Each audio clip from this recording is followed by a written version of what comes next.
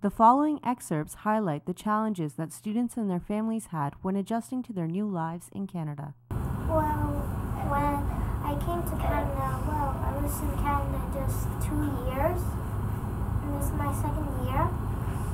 And, in Russia, we didn't have a very big city,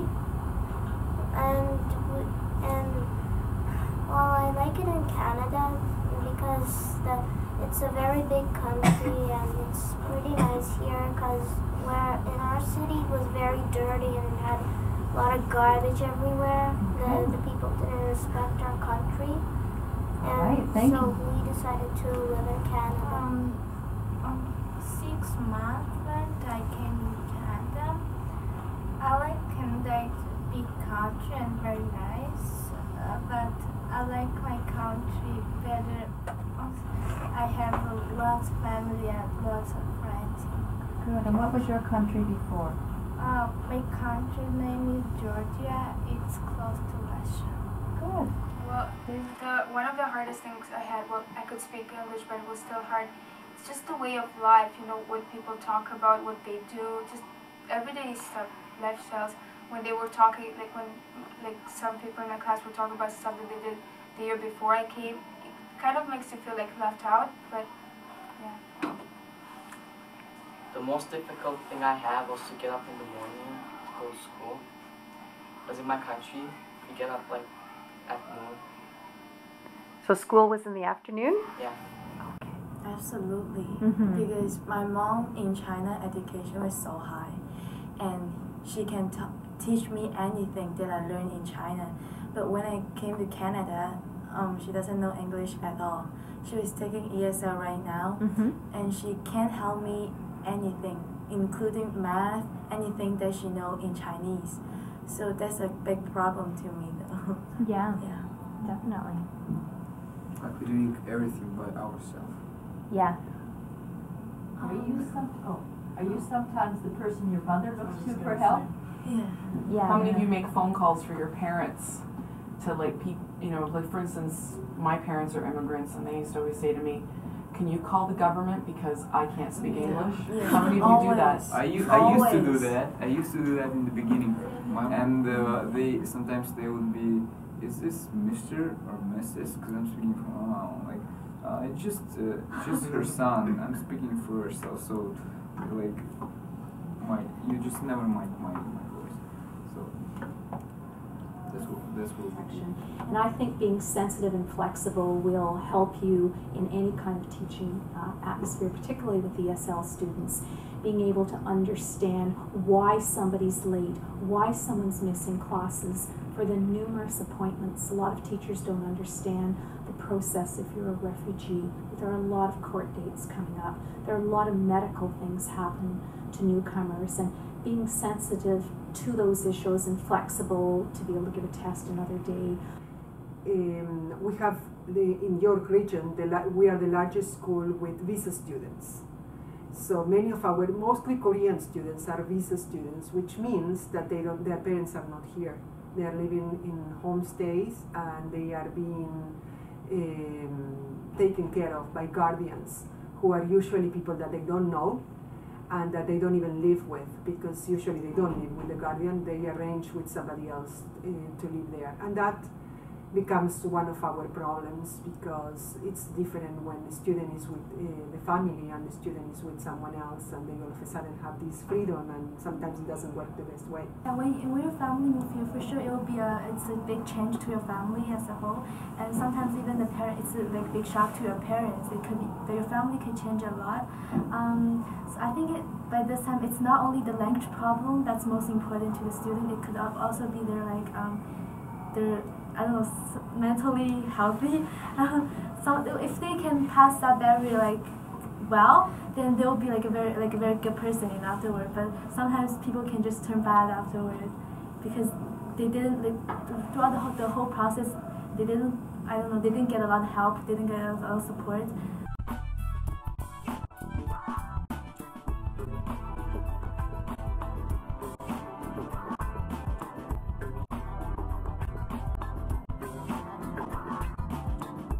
Students discuss their experiences on the first day of school in Canada. Okay, the first day of school for me was really difficult. I came with my mom and school was so much different than the one we have in Ukraine. People are like they're like really different. So I came into the classroom and everybody would look at me. I knew that I was different. And then my teacher would just give me some sheets to fill out, but I didn't know what to say or like what to write. So just fill it in, yes or no. All I knew was what's my name, my age, and where I came from. So in the recess, I wouldn't know where lunchroom is and everything. I would go to the washroom and cry. But then I met some people from my country and we were talking and they showed me around. So when I first came to Canada to school, I felt exciting and shy, but everyone was very nice to me. There were about 3 girls that wanted me to sit beside them and put jackets beside them and other stuff. Actually, it was a really hard day, first day in Canada, in Canadian school. It wasn't easy. You don't know anything, you don't know the school. You can ask something, but you don't know when period is over. You don't know when you have to go home. You want to ask, but you can't. He doesn't know English, and it was really hard. And my teacher asked me some things, and I don't understand. Just think I don't listen. I'm a bad student, but I can't say that I don't know English. It was really hard. Now I just became, I can say good student because I know English. I can say what I want. My first day of school in Canada, I was kind of shy because I didn't know all the words, but I still did my best. It was reading time. When I came, I was a little nervous because I didn't know how to read. One girl was helping me, and then when it was recess, I was playing with a girl at recess, and then she was mean to me. And because I didn't know enough English for some reason. And then I met Senya. She was very nice to me. She even helped me with some of my math. In my school, there was no ESL class. That's because there was no immigrant people in the school. However, a French teacher taught me English 1 hour per day, which means I had to take the regular classes. It was really hard to study in regular classes. Sometimes the ESL teacher was keep on busy. Then I couldn't go to the ESL class or worked with the supply teachers. I studied ESL 5 hours per week, which was very little. So I had to speak with my friends with grammar that mistakes in it, and now it's difficult to fix some of the errors that I used to. I think I was very embarrassed at the time. I remember I didn't find my class. Like I walk around at the school. I was so scared. So what did you do? Did somebody point you in the right direction, or? No, I came to the class like about 5 minutes for the starting. I sit there. I was alone. I didn't talk to anybody. Yeah, it was very embarrassing. Yeah, that's hard. On our first day at school, I had a guide. Like we have students that help new students come into the school, that are ESL students, and they took me into a tour around the school and showed me my classrooms. I didn't have friends first, but then I entered to my ESL class and I was active, and I made friends really fast. Next, students and teachers comment on the difference between entering as an ESL student in the middle school versus the high school. they cope with additional pressures of career choice as well as a shorter time in the Canadian school system. When I came to Canada, I changed two schools. I went to elementary school first, and that's where my first days were. And it was really bad because I knew some English, I couldn't, communicate with people, and it was really hard. But when I came, after 3 months, I went to Western Tech school, and it was much easier because I knew more English, and the people were nice to me. They have ESL program, and their ESL students, they're welcome there. And I like the school, and it is my 4th semester, and I feel really like at home. My first thing was in grade A when I came here, was in middle school. I was scared, but I think overall, people were really nice to me. I was brought to the main office first, and they brought me to the staff advisor.